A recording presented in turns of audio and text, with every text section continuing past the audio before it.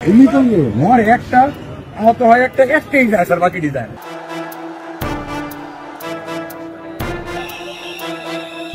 2024 সালে July August মাসে সারা দেশে একাধিক স্থানে গণবিক্ষোভ, মানববন্ধন এবং রাজনৈতিক কর্মসূচি চলাকালে আইনশৃঙ্খলা বাহিনীর বিরুদ্ধে সাধারণ মানুষের উপর নির্মম নির্যাতন ও হত্যার অভিযোগ ওঠে। অভিযোগ অনুযায়ী শেখ হাসিনা সে সময়কার প্রধানমন্ত্রী হিসাবে বিক্ষোভ দমনে কঠোর নির্দেশনা দেন এবং নিরাপত্তা বাহিনীকে ব্যাপক শক্তি প্রয়োগের অনুমতি দেন। একই সময় স্বরাষ্ট্রমন্ত্রী আসাদুজ্জামান খান কামাল সেই নির্দেশনা বাস্তবায়নে সরাসরি ভূমিকা রাখেন। প্রতিবাদকারীদের উপর চালানো দমন নিপীড়নের ফলে বহু মানুষ নিহত, গুম এবং আহত হন।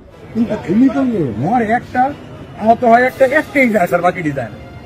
এটা স্যার সবচেয়ে বড় আতঙ্কের এবং ওয়ালটন আবারও মিলিয়নিয়ার অফারে ওয়ালটন ফ্রিজ কিনে আপনিও হয়ে যেতে পারেন মিলিয়নিয়ার। অনেক এলাকায় দেখা যায় রাষ্ট্রীয় বাহিনী ড্রোন, হেলিকপ্টার ও ভারী অস্ত্রের ব্যবহার করে সাধারণ জনগণের উপর হামলা চালায়। এসব ঘটনার ফলে দেশজুড়ে ভয়, আতঙ্ক এবং আন্তর্জাতিকভাবে তীব্র সমালোচনা শুরু হয়। ছাত্র জনতার অভ্যুত্থানে 5ই আগস্ট শেখ হাসিনার সরকার পতন হলে আন্তর্জাতিক অপরাধ ট্রাইব্যুনালে একাধিক অভিযোগ দায়ের করা হয় তাদের বিরুদ্ধে। পরে 12 মে 2025-এ তদন্ত সংস্থা ট্রাইব্যুনালে তাদের প্রতিবেদন জমা দেয়।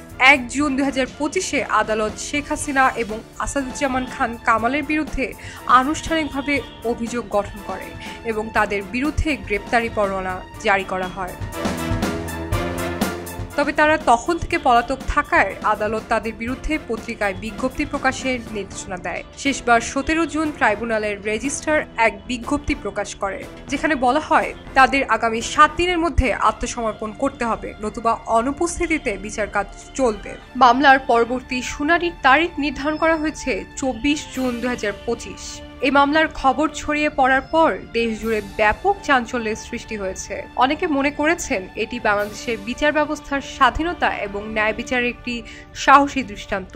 আবার কেউ কেউ এই মামলা নিয়ে উদ্বেগ প্রকাশ করেছেন, এটিকে রাজনৈতিক উদ্দেশ্য প্রণোদিত বলেও দাবি করেছেন।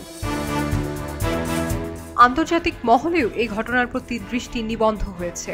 মানবাধিকার সংস্থাগুলো, বিভিন্ন বিদেশি কূটনৈতিক মিশন এবং গণমাধ্যমগুলো বিষয়টি নিবিড়ভাবে পর্যবেক্ষণ করছে।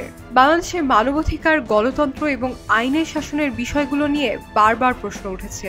এই মামলার মাধ্যমে তা আবারও প্রমাণিত হলো যে কেউই আইনের ঊর্ধ্বে নয়। শেখ হাসিনা এবং আসাদুজ্জামান খান কামালের বিরুদ্ধে অভিযোগ প্রমাণিত হলে এটি হবে বাংলাদেশের ইতিহাসে এক নতুন অধ্যায়, যেখানে সর্বোচ্চ পর্যায়ের ব্যক্তিবর্গ অপরাধ করলে তার জবাবদিহি করতে বাধ্য হবে। এখন জাতির চোখ আগামী 24 জুনের শুনানির দিকে, যেখানে ন্যায় বিচারের পথ আরেক ধাপে এগিয়ে যাবে কিনা তা নির্ধারিত হবে। ডেস্ক রিপোর্ট, খবরের কাগজ। খবরের কাগজ, নিখাত, নির্ভীক, নিরপেক্ষ।